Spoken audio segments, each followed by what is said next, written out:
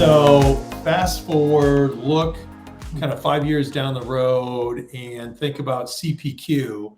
What's kind of the big change?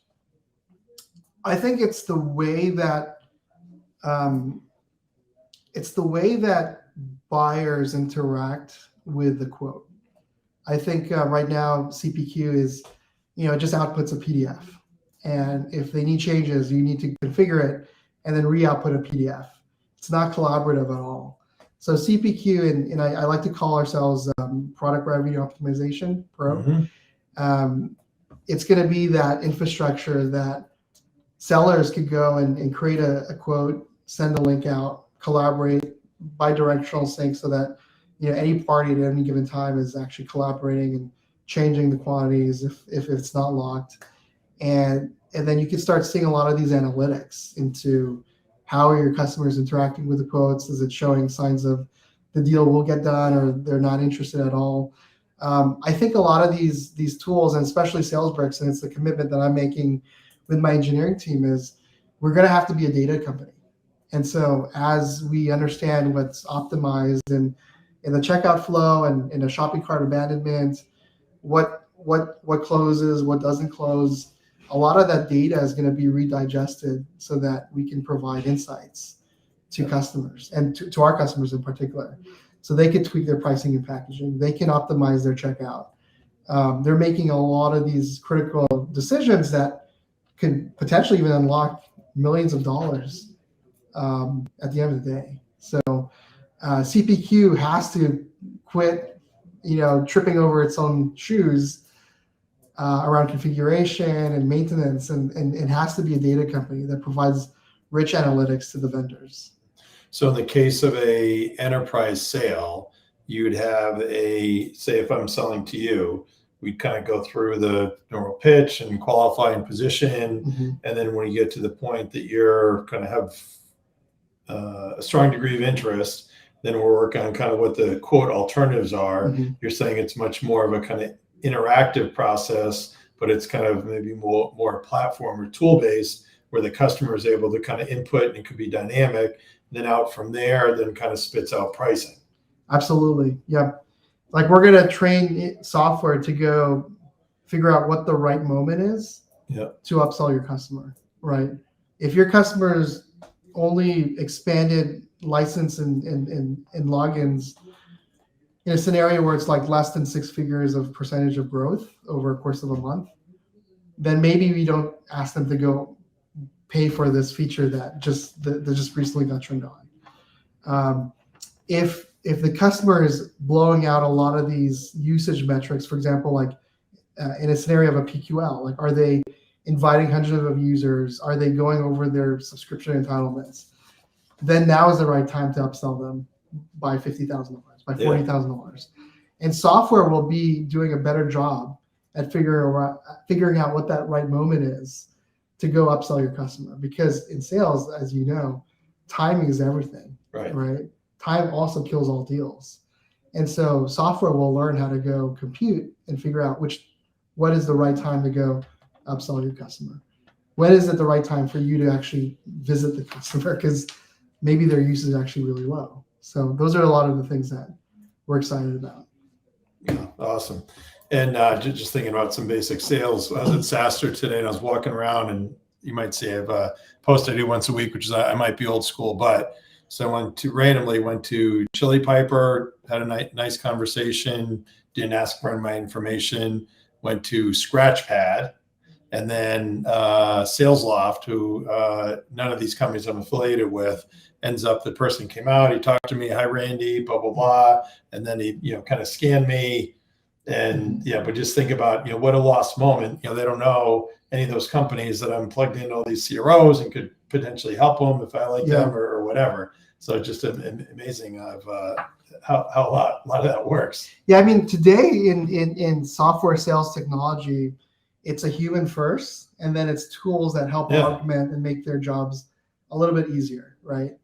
But there's now a tipping point in the crossing the chasm where it's going to be technology first, and then you apply a human organization, a sales team, to then kind of augment that and add additional value, right? So software is going to be doing all the right moment selling scenarios. And then you go have people that just shakes the hand with the customer and learn about some of the challenges they're having, and just further, build that relationship. But there is going to be a point in life where software is eating the world, right? Software is going to be doing a good job of selling software. Totally, yeah. But even, there's still a lot of legacy, I call it hardware companies, right? And that's very manual intensive on the whole config price quote, aspect of things as well. Absolutely. It's one space that I'm slowly avoiding because I understand the complexities there and the bombs that, the build of materials that have to be designed and built out in order to get a deal done. It's something that maybe we go solve in the near future, but for now it's purely SaaS. Gotcha. I had another thought, which of course I am forgetting right now. I know. So not to put you on the spot, but if you think about it, you do your config work, then your quote, and then your price. So this space is called CPQ, but why wouldn't it be CQP? CQP is configure, quote, price. Quote price. Because the space is called CPQ, which is price. That's quote.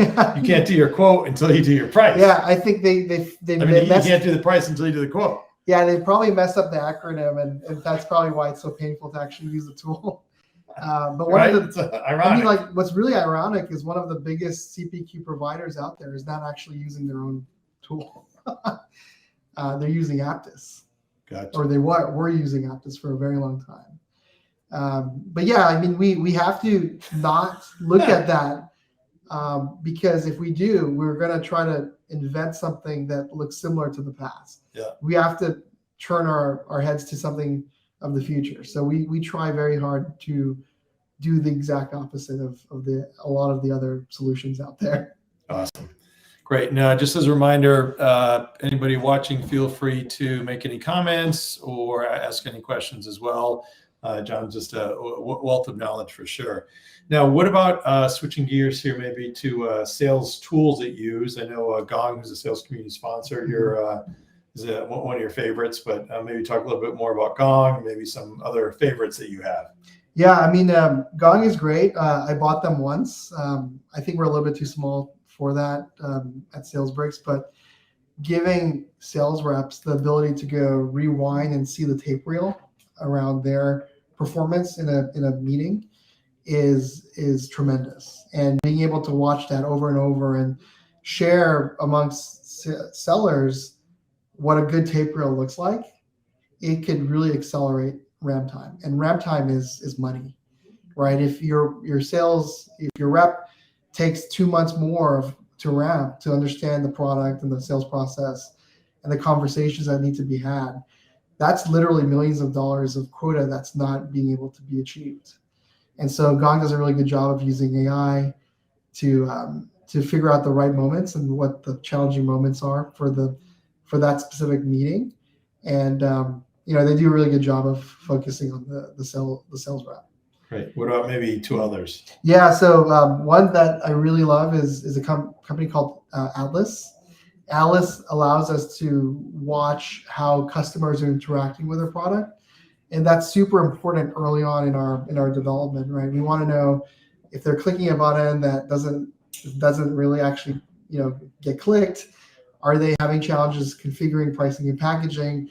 Like, a lot of these things are very important to us, and we want to nip it as soon as possible and redesign the whole process. And so Atlas does a really good job of helping us understand how our customers are onboarding, watching the tape reel, watching them how to configure pricing for their organization. And if they look like they're struggling, I knock on their door and say, hey, how can I help? It's awesome. And so I'm very, very, very focused on that user experience.